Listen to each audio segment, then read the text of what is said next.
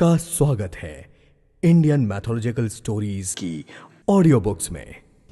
रामायण की श्रृंखला के अयोध्या कांड की 46वीं कड़ी में आपका स्वागत है। श्री राम की बात सुन चुके लक्ष्मण उनसे विनती करते हुए कहते हैं, हे स्वामी, आपने मुझे सीख तो बहुत अच्छी दी है, पर मेरी कायरता के कारण आपकी यह सीख मेरी पहुंच के बाहर है।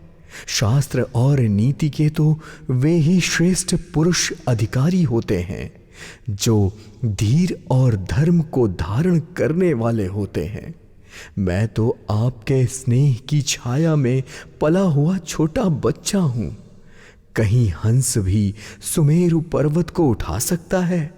हे नाथ, आप विश्वास करें, मैं आपको छोड़कर गुरु, पिता, माता किसी को भी नहीं जानता। जगत में जहां तक स्नेह का संबंध प्रेम और विश्वास से है, जिनको स्वयं वेद ने गाया है, हे स्वामी, हे दीन बंधु, हे सबके हृदय के आनंद की बात जानने वाले, मेरे तो वे सब कुछ केवल आप ही हैं। धर्म और नीति का उपदेश तो उसे देना चाहिए जिसे कीर्ति, विभूति, ऐश्वर्य प्यारे हों, किंतु जो मन, वचन और कर्म से आपके चरणों में प्रेम रखता हो, हे कृपा सिंधु, क्या वह त्याग के योग्य है? दया के समुद्र श्री रामचंद्र जी ने भाई के कोमल और नम्रता युक्त वचन सुनकर और उन्हें स्नेह के कारण डरा हुआ जानकर अपने हृदय से लगाकर समझाते हुए कहा, हे भाई, जाकर माता से विदा मांग कर आओ और जल्दी से मेरे साथ वन चलो। रघुकुल में श्रेष्ठ श्री राम जी की वाणी सुनकर लक्ष्मण जी आनंदित हो गए और वे हर्षित हृदय से माता सुमित्रा जी के पास ऐसे आए मानो अंधा फिर से नेत्र पा गया हो। उन्होंने आते ही माता के चरणों में मस्तक नवाया, किंतु उनका मन रघुकुल को आनंद देने वाले श्री रामचंद्र जी और जानकी जी के साथ था। माता ने लक्ष्मण का उदास मन देखकर उनसे कारण पूछा, तो लक्ष्मण जी ने उन्हें सारी कथा विस्तार से सुनाई। सुमित्रा जी ऐसे कठोर वचनों को सुनकर ऐसे सहम गईं जैसे हिरनी चारों ओर वन में आग लगी देखकर सहम जाती है।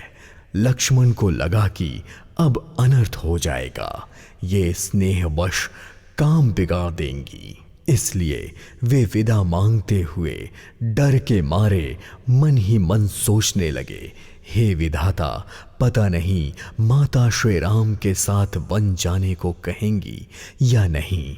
लक्ष्मण की बात सुन चुकी सुमित्रा जी ने श्री राम और सीता जी के रूप, सुंदरशील और स्वभाव को समझते हुए और उन पर राजा का प्रेम देखकर अपना सिर पीट लिया और स्वयं से बोली, पापिनी कैकेयी ने कितनी बुरी तरह घात लगाया है। परंतु समय की मांग को समझकर धैर्य धारण करते हुए सबका हित चाहने वाली सुमित्रा जी कोमल वाणी में बोली, हे तात, जानकी जी तुम्हारी माता हैं और सब प्रकार से स्नेह करने वाले श्री रामचंद्र जी तुम्हारे पिता हैं। जहां श्री राम जी का निवास हो वहीं अयोध्या है। यदि सीता राम वन को जाते हैं तो अयोध्या में तुम्हारा कुछ भी काम नहीं है। गुरु, पिता, माता, भाई, देवता और स्वामी, इन सब की सेवा प्राणों से करनी चाहिए। फिर श्री रामचंद्र जी तो प्राणों के भी प्रिय हैं, हृदय के भी जीवन हैं और सभी के स्वार्थ रहित सखा हैं। जगत में जहां तक पूजनीय और परम प्रिय लोग हैं, वे सब राम जी के पूजनीय और परम प्रिय हैं। अपने हृदय में ऐसा जानकर हे तात उनके साथ वन जाओ और इस जगत में अपने जीने का लाभ उठाओ। मैं तुम पर बलिहारी जाती हूँ। हे पुत्र, मेरे समेत तुम भी बड़े ही सौभाग्य के पात्र हो, जो तुम्हारे चित्त ने छल छोड़कर श्री राम के चरणों में स्थान प्राप्त किया है।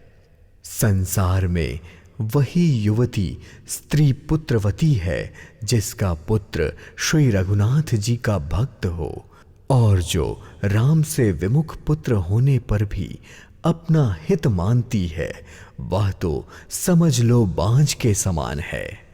उसका पुत्र प्रसव करना व्यर्थ ही है। तुम्हारे ही भाग्य से श्री राम जी वन को जा रहे हैं। हे तात, दूसरा कोई कारण नहीं है। तुम्हारे संपूर्ण पूर्ण का सबसे बड़ा फल यही है कि श्री सीता राम के चरणों में तुम्हारा स्वाभाविक प्रेम हो। राग, रोष, ईर्ष्या, मद और मोह, इनको तो स्वप्न में भी मत होना। सब प्रकार के विकार का त्याग कर मन, वचन और कर्म से श्री राम जी की सेवा करना। तुम्हारा इसमें ही सब प्रकार से आराम है। जिनके साथ श्री राम जी और सीता जी के रूप में माता पिता हो, उनसे फिर किस वस्तु की आवश्यकता हो सकती है।